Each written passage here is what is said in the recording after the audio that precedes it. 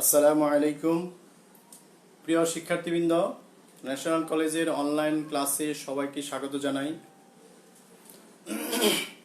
আজ আমি তোমাদেরকে সপ্তম শ্রেণীর গণিত বিষয় পড়াবো। তোমরা আগে জেনেছ সপ্তম শ্রেণীর নবম অধ্যায়ের জ্যামিতির ত্রিভুজ সংক্রান্ত জ্যামিতির উপপাদ্য সম্পর্কে আমরা আলোচনা করেছি গত 3টি ক্লাসে। আজকে হলো চতুর্থ ক্লাস। চতুর্থ ক্লাসে আমরা তৃতীয় 3টা ক্লাসে কি কি পড়িয়েছি? উপপাদ্য 1, 2, 3, 4 চারটা উপপাদ্য পড়িয়েছি। প্রত্যেকটা উপপাদ্যের প্রশ্ন এক একটা সূত্র, সেটা আগে বলা হয়েছিল। আর আমার লাইভ ক্লাসটা কি দেখা যাচ্ছে কিনা, তোমরা যদি কেউ লাইভ থাকো বা উপস্থিত থাকো আমাকে শিওর করে জানাও মেসেজ দিয়ে যে স্যার লাইভটা দেখা যাচ্ছে। আর তোমাদের যদি কেউ উপস্থিত থাকো অবশ্যই তোমার নাম, রোল নাম্বার, শ্রেণী এবং নাম, রোল নাম্বার, শ্রেণী 3টা অপশন দিয়ে মেসেজ দিয়ে দাও, কারণ তোমাদের এটা কাউন্ট করা হবে যে কে কোন ক্লাসে ছিলে। আর শেয়ার করে দাও অন্যান্য স্টুডেন্টদেরকে, হোক আমাদের স্কুল অথবা অন্য স্কুল হতে পারে। হ্যাঁ, অবশ্যই শেয়ার করে দাও ক্লাসটা দেখার জন্য।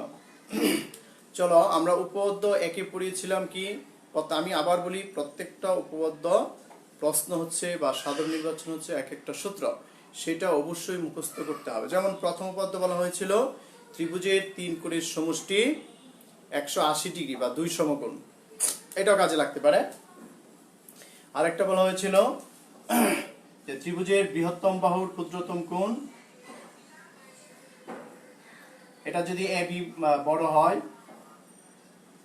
এ বি বাহু যদি বড় হয়, এ সি যদি ছোট হয়, তাহলে বৃহত্তম বাহুর বিপরীত কোণ বড়, এ সি বি বড়, আর ক্ষুদ্রতম বাহুর বিপরীত কোণ ছোট, এ বি সি তুলনায়। এটা আমরা পড়েছি। অথবা উল্টোটাও পড়িয়েছি যে বৃহত্তম কোণের বিপরীত বাহু বড়, ক্ষুদ্রতম কোণের বিপরীত বাহু ছোট। এই উপপাদ্যগুলি পড়িয়েছি। আর লাস্টে যে উপপাদ্যটা দেখিয়েছি আমরা গত ক্লাসে, সেটা হচ্ছে ত্রিভুজের 2 বাহুর সমষ্টি তৃতীয় বাহু অপেক্ষা বৃহত্তর। সুতরাং এই প্রশ্নগুলি আমার অনুশীলনীতে কাজে লাগবে যখন আমরা সমাধান করব। চলো আমরা অনুশীলনীতে চলে যাই।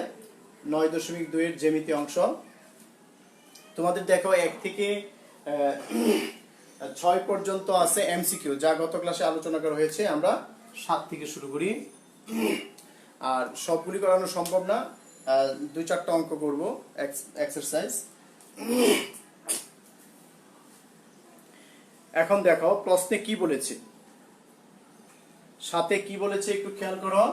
যে এবিসি ত্রিভুজের এ বি বাহু বড়, A B greater then AC, এবং বি কোণ সি কোণের সমদ্বিখণ্ডক পি বিন্দুতে ছেদ করলে পি বি গ্রেটার দেন পিসি হবে। আমি যদি চিত্র আঁকি তখন বুঝতে পারবা। যে চিত্রটা একটু আঁকি আমি।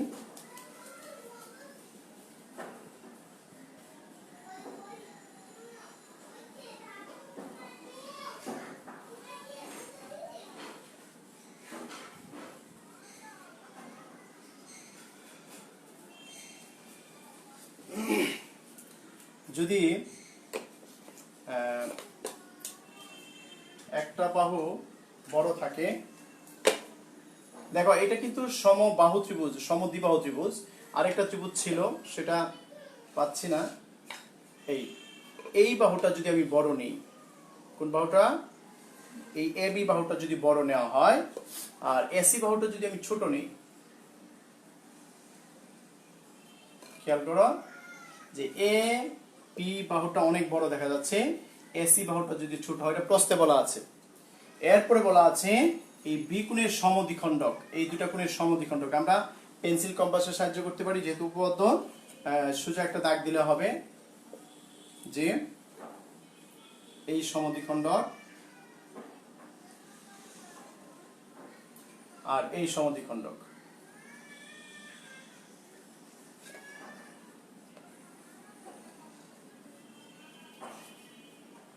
কোথায় ছেদ করে? পি বিন্দুতে ছেদ করে। এই প্রশ্নে বলা আছে, সে অনুযায়ী আমি চিত্রটা এঁকেছি। কারণ চিত্র কিন্তু প্রশ্ন দেখে আঁকতে হবে। বলছে এ বি বাহু বড়, এসি বাহু ছোট, এবং বি কোণের সমদ্বিখণ্ডক এবং সি কোণের সমদ্বিখণ্ডক পি বিন্দুতে ছেদ করলে এই পিবি বাহুটা বড়, পিসি বাহুটা ছোট দেখাই যাচ্ছে, কিন্তু এই বাহুটা বড়, এই বাহুটা ছোট। সেটা আমরা কিভাবে প্রমাণ করব? বিশেষ নির্বাচন যদি আমি লিখি, নির্বাচন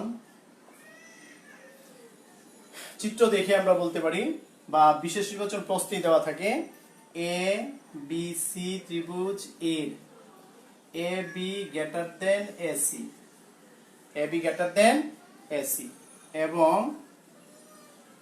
বি কোণ ও সি কোণ এর সমদ্বিখণ্ডক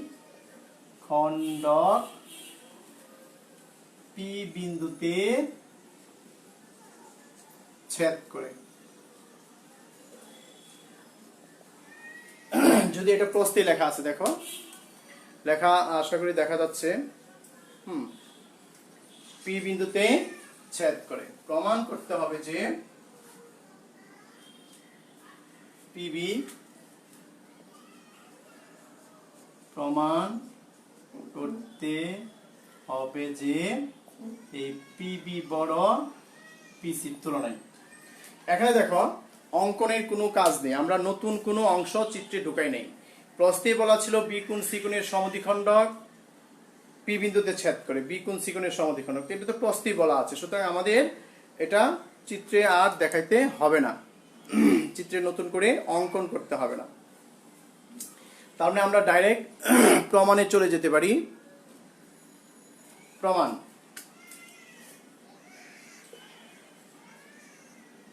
আরেকটু পরে লিখি, প্রমাণ। প্রমাণের শুরুতে আমরা কি দিব?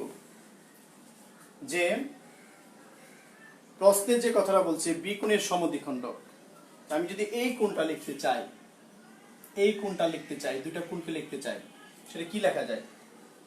যে পিবিসি সমান হাফ বি কোণ, মানে সম্পূর্ণ কোণের অর্ধেক হচ্ছে এই কোণটা। ক্লিয়ার? যেহেতু সমদ্বিখণ্ডক। অনুরূপভাবে পিসিবি সমান হাফ সি কোণ, এটা আমরা লিখতে পারি।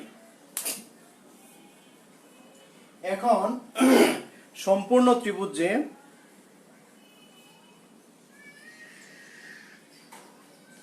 ত্রিভুজ, এখন ধাপ 1 2 লেখার দরকার নেই। ত্রিভুজ এ বি সি এর কি বলা আছে বলো? প্রশ্নে বলা আছে, দেখো এখন A B greater then AC. আমরা উপপাদ্য কি পড়েছিলাম? যে বৃহত্তম বাহুর বিপরীত কোণ বড় ক্ষুদ্রতম বাহুর বিপরীত কোণের তুলনায়। বৃহত্তম বাহু এ বি, এ বির বিপরীত কোণ কোনটা? এই যে এই সম্পূর্ণটা, নাম কি হবে? এসিবি গ্রেটার দেন কি হবে? A B C, A B C. এখানে কারণটা লিখে দিতে হবে। কারণটা কি হবে? সেই উপপাদ্য 3 নাম্বারটা, যে কোন ত্রিভুজের বৃহত্তম বাহুর বিপরীত কোণ ক্ষুদ্রতম বাহুর বিপরীত কোণ অপেক্ষা বড়। আচ্ছা, এরপরে আসো এই জায়গায়, দেখো একটু খেয়াল করো, এই অংশটাতে আমরা কি লিখতে পারি? সি কোণ। এই সম্পূর্ণটা কি লিখতে পারি? সি কোণের অর্ধেক। এখন যদি আমি হাফ দিয়ে দিই, দুইটাতে হাফ, এটা সি কোণ, এটা হাফ সি কোণ, বি কোণ। মাঝখানে যে বর্ণটা আছে, মাঝখানে যে বর্ণ থাকে সেটা হচ্ছে কোণের নির্দেশক। বর্ণ হচ্ছে সি, বর্ণ হচ্ছে বি। এই জন্য এ বি আর এসি আমার লেখার প্রয়োজন নাই। উভয় পক্ষে হাফ গুণ করছি। হাফ গুণ করছি কি কারণে? উপরের দিকে একটু খেয়াল করো, আমরা এই যে হাফ বি কোণ হাফ সি কোণ আছে, হাফ সি কোণের জায়গায় আমরা কি লিখতে পারি? P C B greater than half B কোণের জায়গায় লিখতে পারি পি বি সি। এখন এই তথ্যটা আমরা কি পাই? এখানে লিখেছিলাম বিপরীত বাহুর বিপরীত কোণ বড়, ক্ষুদ্রতম বাহুর বিপরীত কোণ ছোট। এখানে লিখবো বৃহত্তম কোণের বিপরীত বাহু বড়। বৃহত্তম কোণ কোনটা দেখো? P A C P B, এই যে কোণটা পি সি বি কোণটা বড়, এই তুলনায়। আমরা জানি বিপরীত বৃহত্তম কোণের বিপরীত বাহু বড়, সুতরাং পিবি গ্রেটার দেন ক্ষুদ্রতম কোণের বিপরীত বাহু পিসি তুলনায়। দেখো প্রমাণ মিলে গেছে। তার মানে তেমন কিছু না, একেবারেই সহজ, একটু খেয়াল করলেই পারবে। আমি আবার প্রথমতে বলি,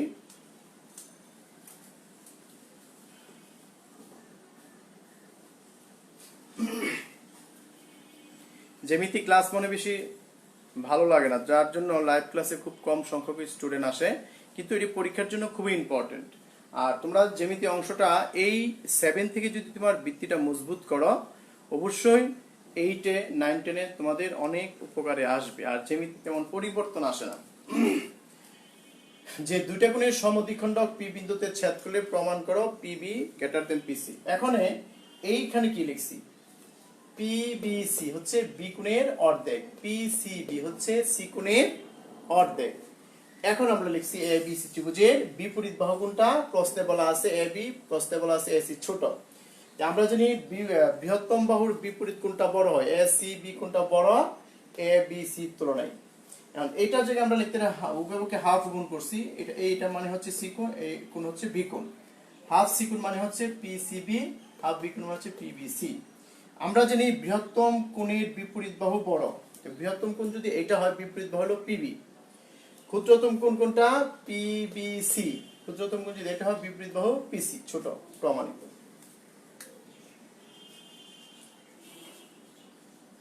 এ হলো 7 নাম্বার অনুশীলনী 7। এখন আমরা করব 10 নাম্বার। 10 নম্বরে করবো এই কারণে, একটা সৃজনশীলের মতন দেওয়া আছে তোমাদের বইয়ে, এটা হুবহুব সৃজনশীলটাও পরীক্ষায় আসতে পারে।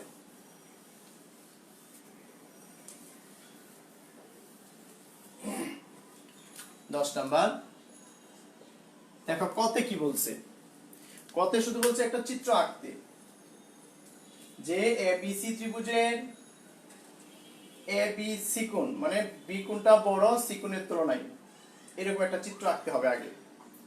বি কোণ যদি বড় হয় এবি বাহুটা ছোট হবে, আর সি কোণ যদি বড় হয় এসি বাহুটা বড় হবে, আর ডি হচ্ছে বিসির মধ্যবিন্দু। এইরকম একটা তথ্য দিয়ে চিত্রটা অঙ্কন করি। তো দেখো প্রথমে বলছে কি, এই যে এই কোণটা বড় আর এই কোণটা ছোট, এই জন্য চিত্রটা এইরকম হবে। এ বি, দেখো এই কোণটা বড় দেখা যায় মোটা, তার মানে ছোট বাহুর সাথে যে কোণ সেটা বড় হয়, আর বড় বাহুর সাথে যে কোণ সেটা দেখো ছোট হয়ে গেছে, তাই না? এরকম বলছে এবিসি ত্রিভুজের এবিসি কোণ গ্রেটার দেন এসিবি কোণ হলে, এবং বি কোণে বিসি বাহুর মধ্যবিন্দু, মধ্যবিন্দুটা এখানে হবে ডি। এই এডি হচ্ছে মধ্যমা, এডিটা কি মধ্যমা। এই হলো কর উত্তর শেষ। শুধু নিচে তোমরা দুইটা লাইন লিখে দিবে, এবিসি ত্রিভুজের এবিসি কোণ বড় এসিবি কোণ ছোট, ডি হচ্ছে বিসির মধ্যবিন্দু, বিশেষ নির্বাচন যা লিখছে, এডি হচ্ছে মধ্যমা। এই তথ্যটি দিলেই 2 2 পেয়ে যাবা। যে লিখবা কি, ত্রিভুজ এবিসি এর প্রশ্নে বলা আছে ABC greater than ACB, BC এর মধ্য বিন্দু ডি, সুতরাং এডি মধ্যমা। শুধু এইটুকু তথ্য দিলেই তুমি 2 2 পেয়ে যাবে, এর চেয়ে কম দেওয়া যাবে না। তথ্যগুলি সঠিক দিতে হবে। এই এখন খ নাম্বার দেখো, খ নম্বরে বলা আছে দেখাও যে এসি বড় এবি ছোট। এই দেখো এসি বাহুটা বড় এসবি বাহুটা ছোট, তো এটা উপপাদ্য কততে পড়ছি বলো? উপপাদ্য একটু প্রশ্ন খুলে দেখো, 3 নম্বর উপপাদ্য দেওয়া আছে, উপপাদ্য 3 খ নাম্বার। সুতরাং এটা আমরা এই লেকচারটা হয়ে গেছে, উপপাদ্য 3 এটা তোমরা ভালো করে শিখে নিবে। দেখো কতে আসে একটা চিত্র আঁকা, খতে উপপাদ্য, আর গতে দেখো আরেকটা অনুশীলনীর অঙ্ক এসেছে, সেটা কি বলছে আমরা গ নাম্বারটা একটু করে দিব।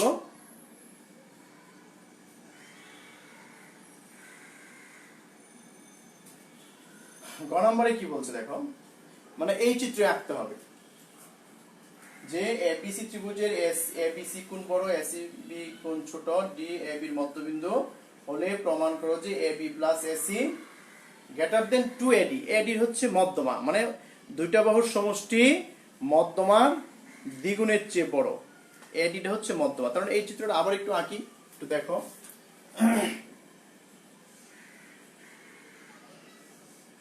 এই আমি হাতে আঁকলাম পেন্সিল কম্পাস দা আঁকলাম না এ বি সি এখানে এটা হলো মধ্যমা ডি মধ্যমাটা হচ্ছে ডি এখন দেখো এডি টা কি মধ্যমা এডি কে ই পর্যন্ত বর্ধিত করব এই যে এডি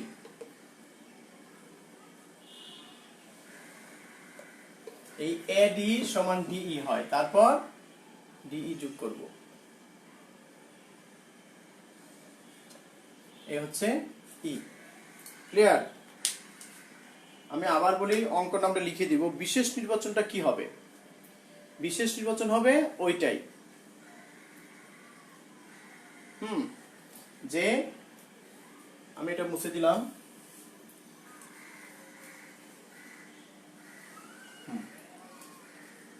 এখন দেখো এই চিত্র এখন লিখি বিশেষ নির্বাচন একটু খেয়াল করো লিখবা এবিসি ত্রিভুজ এর এবিসি কোণ বড় এসিবি কোণ ছোট বিসি এর মধ্যবিন্দু ডি এডি মধ্যমা প্রমাণ করতে হবে যে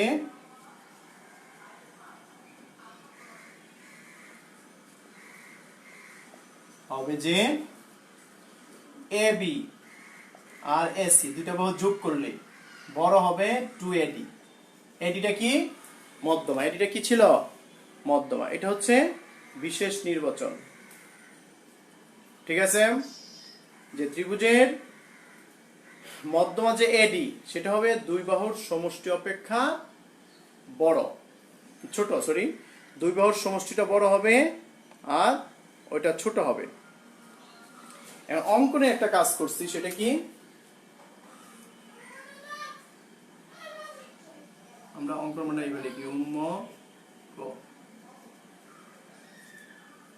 দেখো এডি হচ্ছে মধ্যমা এই এডি কে ই পর্যন্ত বর্ধিত করি যেন এডি সমান ডিই হয় মানে এই কাজটা করছি এই রেখাটা সোজা করে দিছি যাতে এই দুইটা বাহু সমান হয় তারপর ডিসি ইসি যোগ করি তা কি লিখবো এডি কে ই পর্যন্ত বর্ধিত করি যেন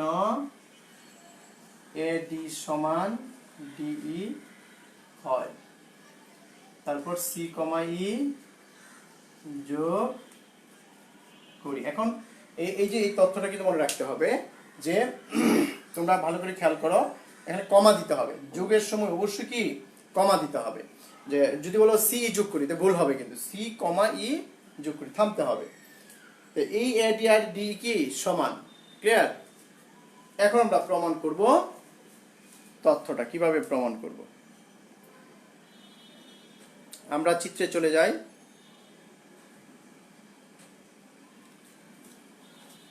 এখানে দেখো দুটো ত্রিভুজ প্রমাণ এই দুটা ত্রিভুজ সর্বসম বানাবো ত্রিভুজ এ বি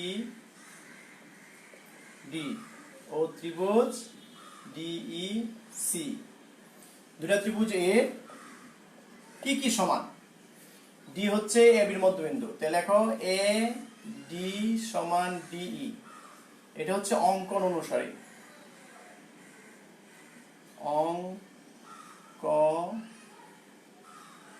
অঙ্কনানুযায়ী অঙ্কন অনুযায়ী অনুসারে অঙ্কনে কিন্তু এই কাজটা আমরা এই জায়গায় এখানে করছি তারপর এই বিডি সমান ডিসি কেন বলতো ডি বিসির মধ্য বিন্দু এই কারণগুলি লিখে দিতে হবে তারপর এবং এই যে কোণটা এই দুটা কোণ সমান A B D A B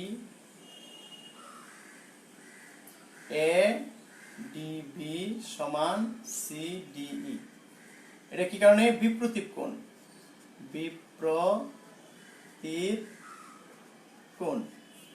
আমরা কোন ত্রিভুজের দুইটি বাহু একটা কোণ যদি সমান হয়, ত্রিভুজ দুটি সর্বসম। কোন ত্রিভুজের একটা বাহু দুইটি কোণ সমান হলে ত্রিভুজ দুটি সর্বসম। এখানে দুইটা বাহু একটা কোণ সর্বসম। সুতরাং এই যে তোমাদের সুতরাং দেওয়া কিন্তু ভুল হয়, এটা এর লিখছি বা এ লিখলে হবে, এখানে এবং দুইটা তথ্য দেব লাস্টে এবং। সুতরাং আমরা ত্রিভুজ এ বি ডি সর্বসম ত্রিভুজ ই সি ডি। ক্লিয়ার? এই দুটা ত্রিভুজ সর্বসম কেন বানাইছি? সুতরাং এই এ বি সমান সিই লেখার জন্য, এই যে বাহু দুইটা সমান লেখার জন্য। ঠিক আছে? এই দুইটা বাহু সমান লেখার জন্য।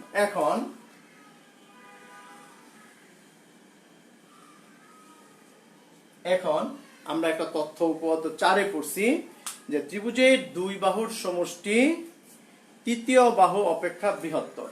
এখন আমি যদি ত্রিভুজ এ ই সি, ত্রিভুজ এ ই সি এর দুই বাহু কোনটা? AC plus EC greater than এই লেখা যায় কিনা? এখানে এই সাইড নোটটা দিয়ে দিতে হবে। উপপাদ্য 4, উপপাদ্য 4টা লিখে দিতে হবে। উপপাদ্য 4টা প্রশ্নটা লিখে দিতে হবে যে ত্রিভুজের দুই বাহুর সমষ্টি। দেখো এ সি ই একটা ত্রিভুজ, এই বাহু এ সি যোগ সিই গ্রেটার দেন এই। এ ই দুইটা অংশ দেখো। আর এখন দেখো এই যে এ ইর জায়গায় এই যে এ সি প্লাস এ ইর জায়গায় কি লেখা যায়? সি এই সি তো সমান, সি জায়গায় কি লেখা যায়? A B. দেখো বাম পক্ষটা কিন্তু মিলে গেছে প্রমাণে। এই যে দেখো A B S C, A B S C. এটা কি কি লেখা যায়? A D plus DE, A D plus D. কেন? এই এ ডি এই সম্পূর্ণ এ ইর জায়গায় লেখা যায় এ ডি যোগ ডিই। দেখো এই উপপাদ্যের এক্সট্রাটা তোমার 8-এও পাইবা, 9-এও পাইবা। এডি প্লাস ডিই, এডির প্লাস ডিই যদি হয়, আর এডি প্লাস ডিইটা কি? দুইটা বাহু কি সমান না? দুইটা বাহু কি সমান? বা এ বিটা আগে লিখি, এসিটা পরে লিখলাম, গ্রেটার দেন এডি যোগ এডি। কেন? এডি সমান ডিই। এই দুইটা বাহু কি অঙ্কনে বলছি দুইটা বাহু কি সমান। সুতরাং A B plus A C greater than 2AD হলো প্রমাণিত।